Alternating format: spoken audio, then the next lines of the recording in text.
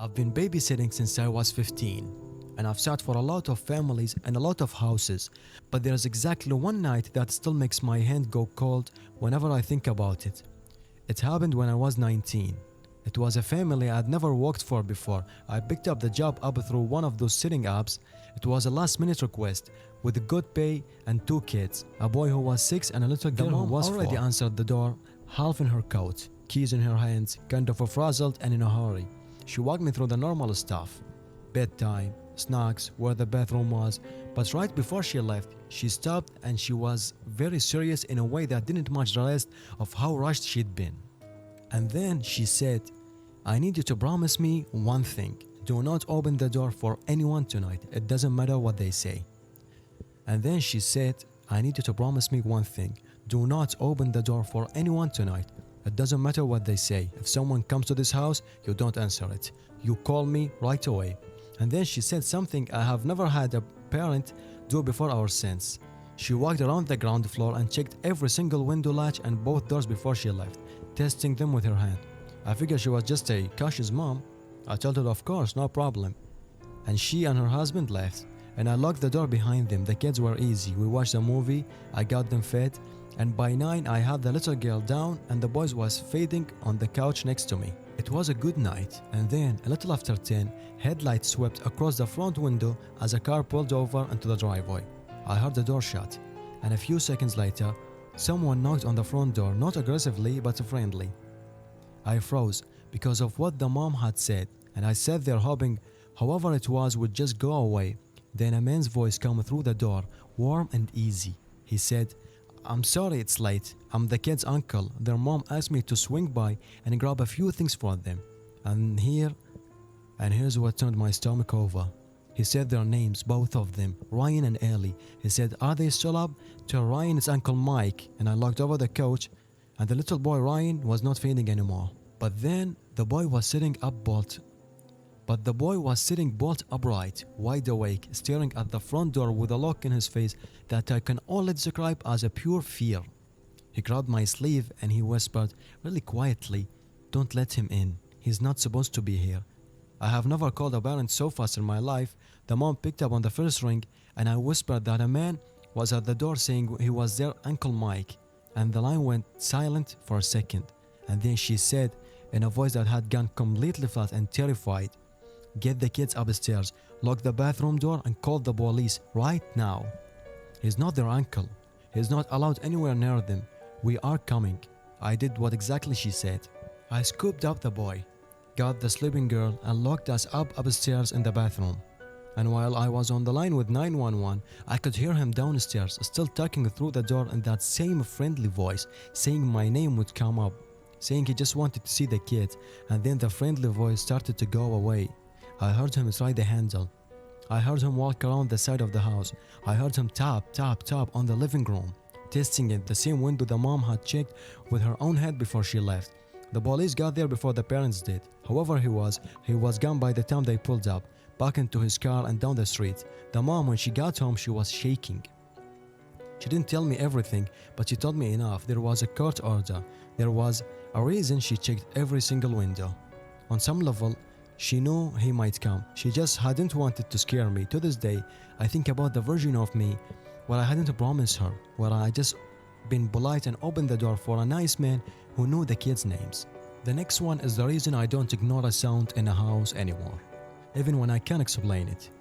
I was sitting for a family in this big older 2-story house, the kind with 100 little rooms and a basement and the floors. A floors that talks to you when you walk on them. Just one kid this time, baby, maybe 10 months old, asleep outstairs in the nursery, so it was easy money honestly. I put the baby down around 8 and went back down to the living room to do the homework with the video monitor on the coffee table next to me so I could see the crib, and around 9 I heard the sound upstairs, a soft thump from the direction of the bedrooms. My first thought was just the baby had stirred, so I glanced at the monitor and the baby was dead asleep, flat on its back, not moving, okay? It was old houses, and old houses settle. I went back to my homework. 10 minutes later, I heard it again. Except this time it wasn't a thump, it was a specific, unmistakable sound of a door closing. Not slamming, but easing shut. Slow and careful. the way you close the door when you don't want anyone to hear you. I sat very still and stared at the monitor, and the baby hadn't moved. And I told myself the heat had kicked in, a draft had pushed the door, anything. And then I noticed something on the monitor that made my whole body go cold. The nursery door in the background of the shot, behind the crib.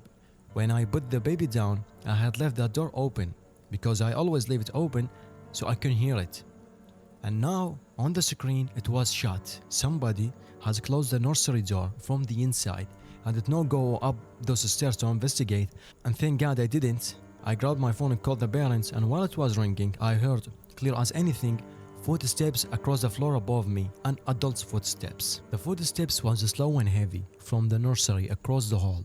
The dad answered, and I was already moving toward the door, and I said, as calmly as I could, there is someone upstairs in your house. I think they are in with the baby, and I don't have the baby. He said, get out of the house, get to your car, we're calling the police now, go. But I couldn't leave the baby, I couldn't.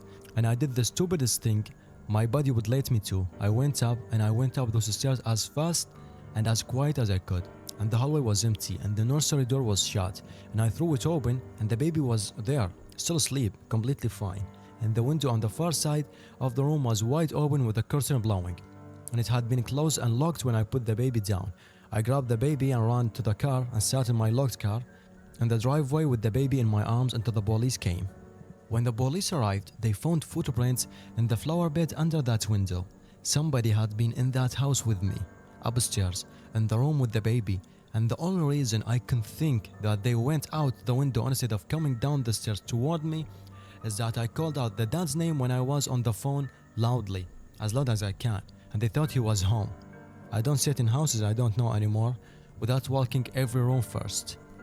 The last one I can't explain, and honestly I have never tried, because the explanation I'd have to accept is worse than just not knowing.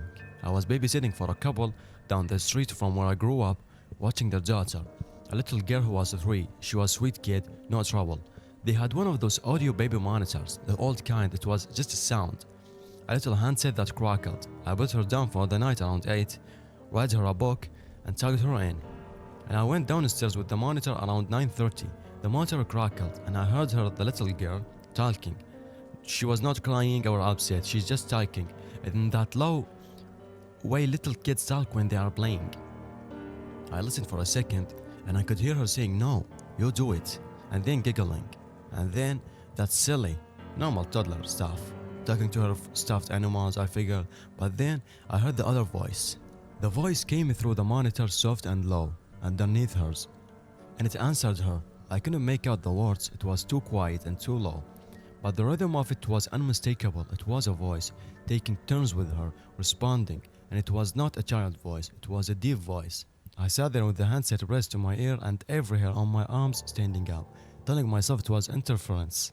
Another monitor bleeding over neighbor's house, the TV had left on, anything. And then, very clearly, through the crackle, I heard the little girl say, she can hear you now. And the deep voice said back to her, plain as day, the first and only words I understood all night. He said, I know. I dropped the monitor, I ran up those stairs and found the girl alone in her bed facing the corner. And then the girl turned and looked at me and smiled, and she said, you scared him. But there was no one in the room. The windows was locked. The closet was empty. I checked and I checked everywhere. There was no one and nothing. And she was completely calm and happier than she'd been all night. I brought her downstairs with me and held her on the couch until the parents got home. And I did not tell them what I heard, because what I would even say. But as they were bringing me at the door, the little girl, half asleep on her mom's shoulders, lifted her head and looked at me and said, the man in the corner said you have a nice voice. Her mom laughed and said, she's always talking about her friend. And she said it like it was the most normal thing in the world, like it was old news, like they heard about the man in the corner many times before.